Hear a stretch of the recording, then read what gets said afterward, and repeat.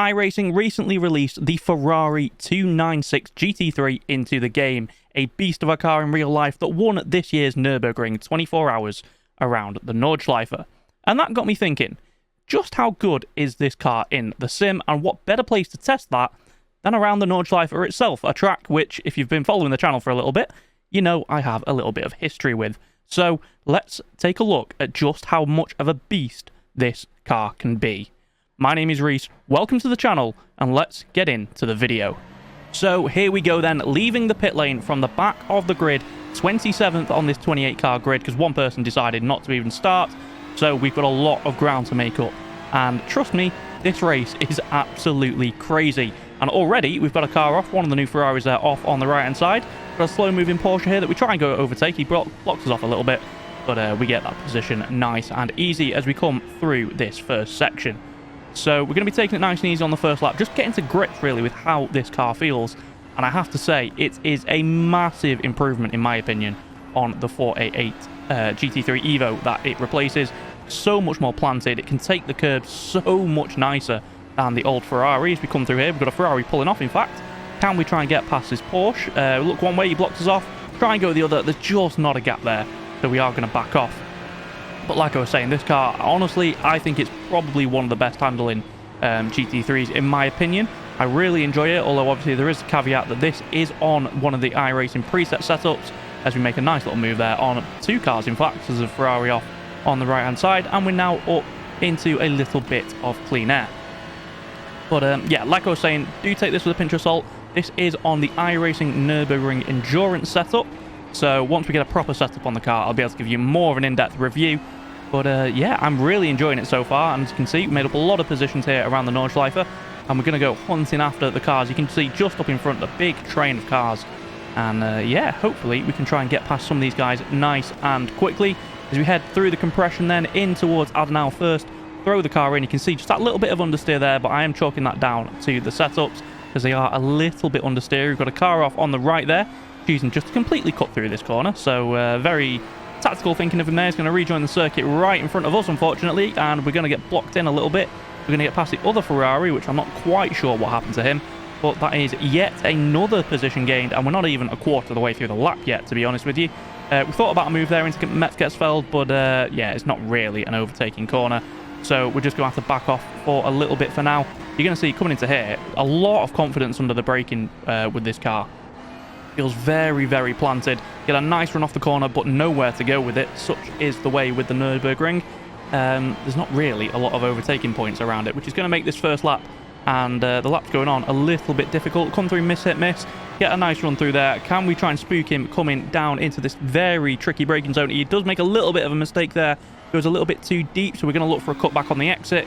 He gets a nice exit to be fair, but then a big wobble through there, and that's going to give us the drive we need. We're going to go side by side. We've claimed the inside for this corner, so that should be a nice, easy move. Yes, it is. Up the inside. Beautifully done as we head up the hill towards Exmüller. You can carry a lot more speed than you think through there, just with it being uphill. It really does help with the braking as we come onto this straight line now. And as you can see, we've got a little bit of a gap to the cars up in front. So we're really going to be able to test the car's braking out as we come into Bergwerk. A very important corner, this one. And, you know, just feeling very, very comfortable straight from the get-go with this car. Feels extremely planted. There's not a lot of body roll in it that you do get in a couple of other of the GT3 cars that I've driven. In a straight line, it appears to be, you know, just as good as its predecessor. The braking, like I said, feels much better. But for me, the biggest improvement is just the fact the car actually works over curbs. If you've ever tried to drive over a curb in the 488, you'll know it never usually tends to end too well. It just bounces off or pings off into Narnia, but this one actually seems to take him quite well as we come through Mutt Curve then, keeping it as flat as we can through there. It's a very, very commitment heavy corner, that one. Come through this little kink down towards Stylestrecker. See a little bit of smoke there, someone's ran wide, but look how much time we're going to gain under braking here. So much more confident than the guys in front, and it looks like there is a little bit of a train forming here, which we're catching up to the back of. So hopefully we can take advantage as we come towards the carousel. We've got a car off up to the right. Can we try and sneak through? The Porsche gets through ahead of us, and unfortunately, he just bumps back up in front of us. There's a little bit of contact there, which is giving us a tiny bit of front end damage, I should say. Don't think it caused us too many issues, but it's definitely not ideal as we come through into what is my personal favourite part of the circuit. It's such a very technical part of the course, this. Can we get a move done here? Not really. You can see we're looking this way and that way. We've definitely got the pace on the car in front, but we've got to try and get a clean move done, which is easier than said than done. However, coming through here, he goes a little bit too wide to his right-hander, gets on the grass. That's my opportunity. We are going to yeet it up the inside there. Very, very surprised he didn't turn in. But he gave us a place, and that's very nice indeed. But as we come through here, smoke up ahead. We've got a Ferrari rejoining. We're going to go to the right, and he moves back to the right. I don't know what on earth he was thinking with that rejoin. Just pulling straight back across the circuit, and then trying to get out of the way, but getting more in the way. That's typical Week 13 iRacing stuff there. But 2 more positions gained as we come towards Ice Curve. Just going to tip the car in there. We want to use a lot of this curb on the outside, which we don't do on this lap for some reason. But, you know, a lot of positions gained on this lap. I don't actually know what position we're in, because I don't think the overlays you can see on your screen don't update until the end of the lap. You can see another car off on the left-hand side there. So it's like yet another position gained. And you can see we've got 3 cars in our sights right in front of us as well. So, you know, a lot of positions gained on this first lap around the Nurburgring, which is not something you normally see unless you're Kevin Estre going absolutely mental like he did in that quite famous real-life clip. I think he got about 30-odd on the first lap. I'm not sure we're quite going to be able to do that with only 28 cars on the grid, as we have to slam on the brakes there. I don't know what these guys in front are playing at, but they're going so slowly through this part of the circuit. As you can see, you come through the carousel, and we're right on the back of him here, so I think a little bit tactically, I'm going to back off, as you're going to see coming into this corner. We brake a lot earlier than they do, and that's going to allow me to go as fast as I possibly can through the exit, hopefully get a better run. And as you're going to come through here, you're going to see the Mercedes squeezes the Porsche gets all out of shape. We just choose the right direction there. I was thinking about trying to go to the right, but I'm very glad we didn't. We get past the Porsche, and now we've got a run on the Mercedes and the Porsche in head. But just look at how much more straight line speed we've got here in the tow. We fly past the Porsche. The Mercedes, we're going to give him a bump draft, but he actually moves out of the way. So that's another position gained through the Dotton Jahura. We have gained 3 more positions by the end of the first lap. God knows what position we're in now. We're right near the end of the lap, so we'll find out in a second. But yeah, you can see just how quick this Ferrari is in a straight line. Even though that Mercedes had the tow, we did have a bit of a better run onto the straight for sure, but I don't think you can chalk up all that straight line performance difference down to the braking performance. But we're coming through the last couple of corners now. We do mess up this final corner. It's not one I'm used to taking, as I normally run the full Nürburgring layout. But we come across the line, and we're in P7, which is absolutely crazy. That's 20 overtakes in 1 lap around the Nürburgring Nordschleife. And, you know, we can see we've got a big gap in front of us, but exactly 1 lap later, we've managed to gain another position as a Lamborghini behind made a mistake, and we're actually up into P6. And that 9-second gap that we had has evaporated. We set the fastest lap of the race, a 6-minute 42 at this point. You can see up in front, we gained about 8 seconds on Amy in front of us, who is rarely in the Ford GT, a rare sighting of that car. But we're actually 16 seconds quicker than the car in front. So P4 is definitely not out the question here. We're only about 10 seconds off the back of P3. So maybe, say it quietly, we could get a podium from the pit lane around the Nürburgring Nordschleife in 4 laps, which is definitely not an easy feat. You can see we get a better run through there than the Ford GT in front. We're in the slipstream now, but I think Amy is just about in the slipstream of Daniel ahead. I think he's in the Mercedes. So she's going to be getting a little bit of a tow here as we come towards Trading Crowds.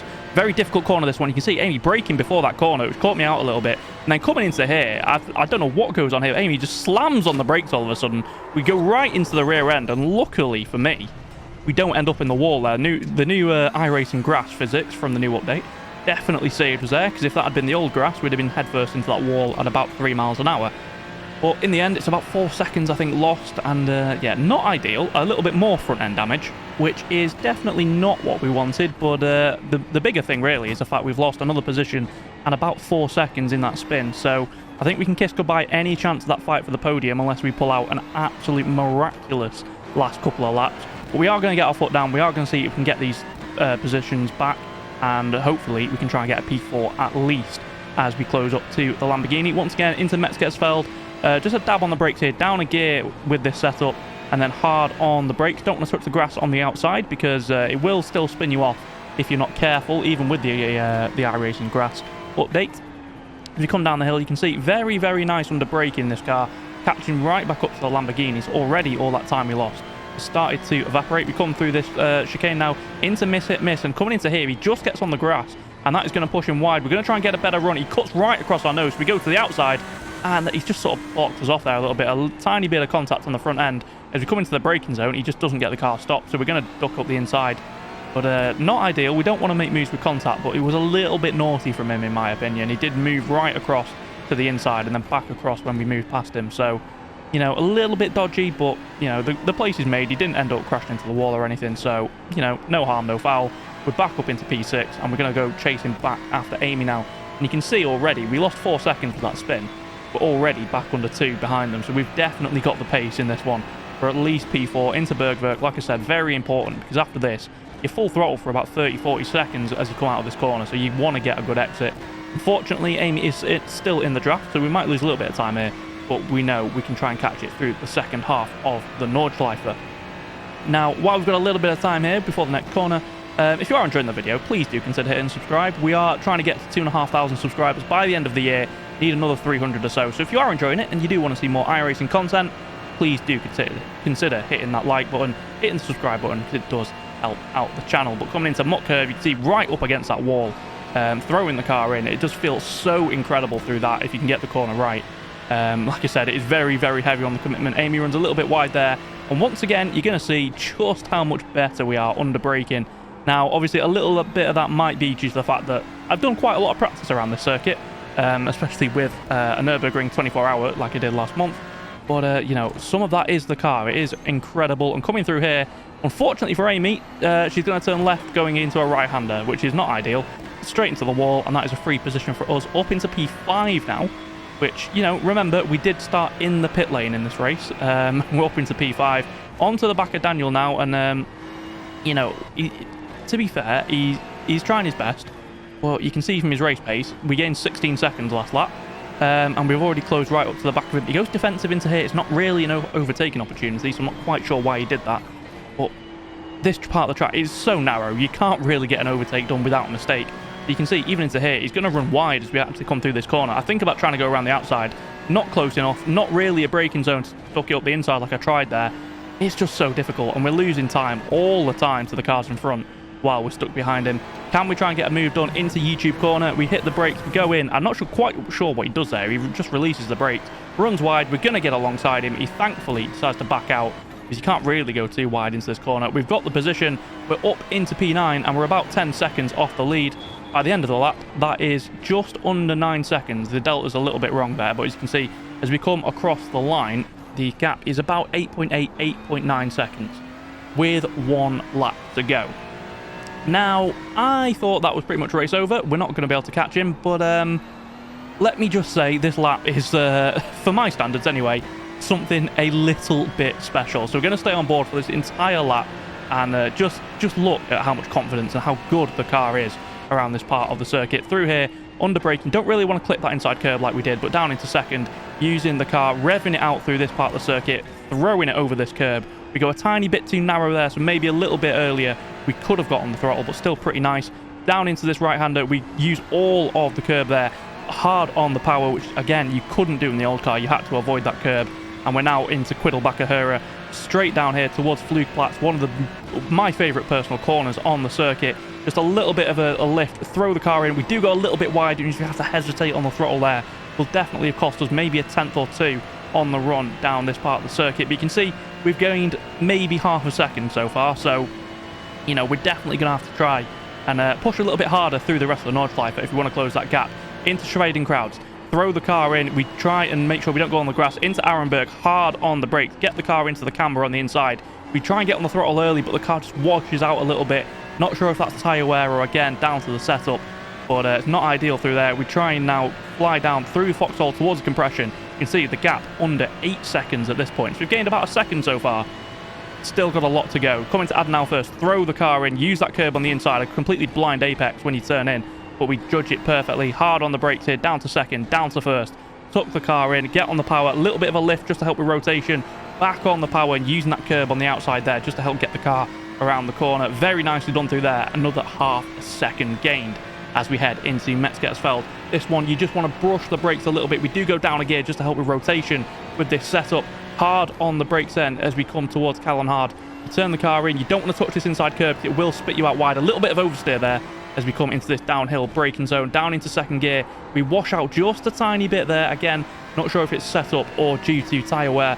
Into this very, very high-speed chicane. Don't touch the curbs. Get the car over to the left as we come into miss it, miss. This lap around, we decide to miss all 3 of them, which is less than ideal, but, you know, we're still carrying the speed.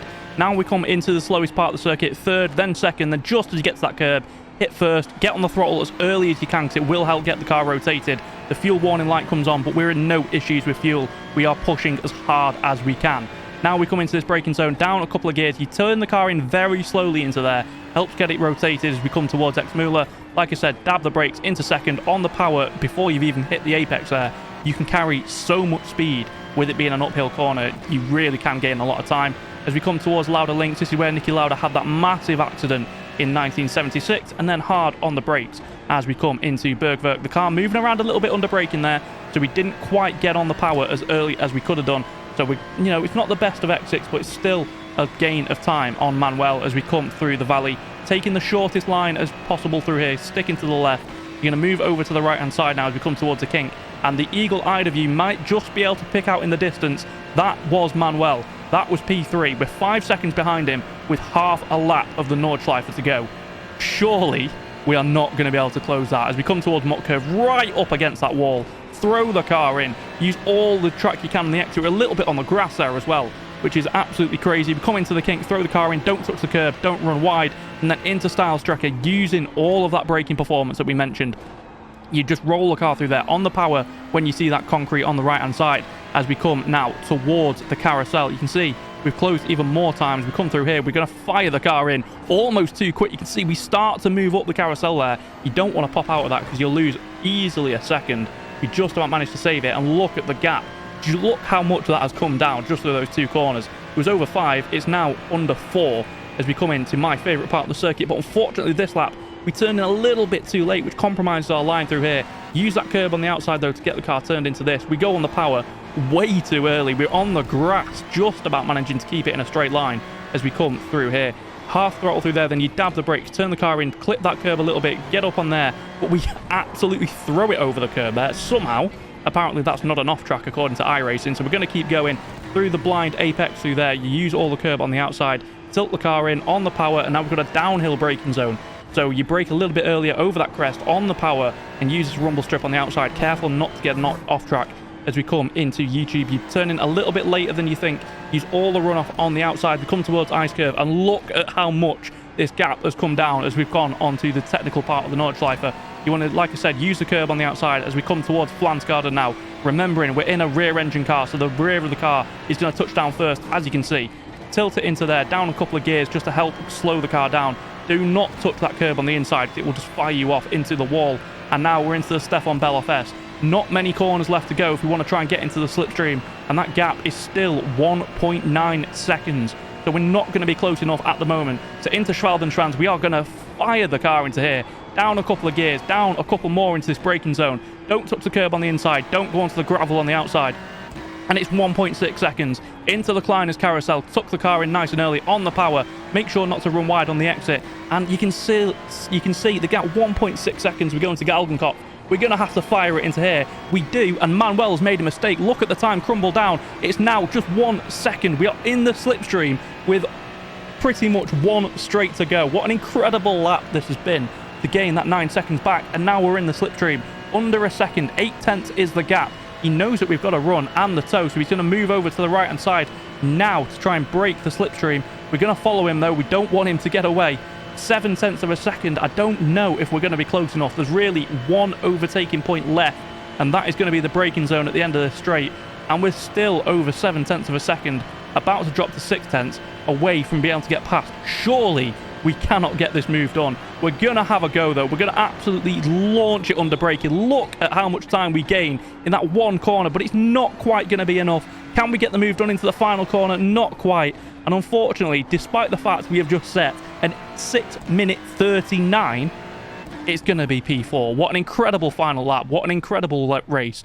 Pit lane to P4, proving once and for all that this car is an absolute monster. And if you want to know more about this and the rest of the new content in iRacing Season 4, check out the video that is on your screen now.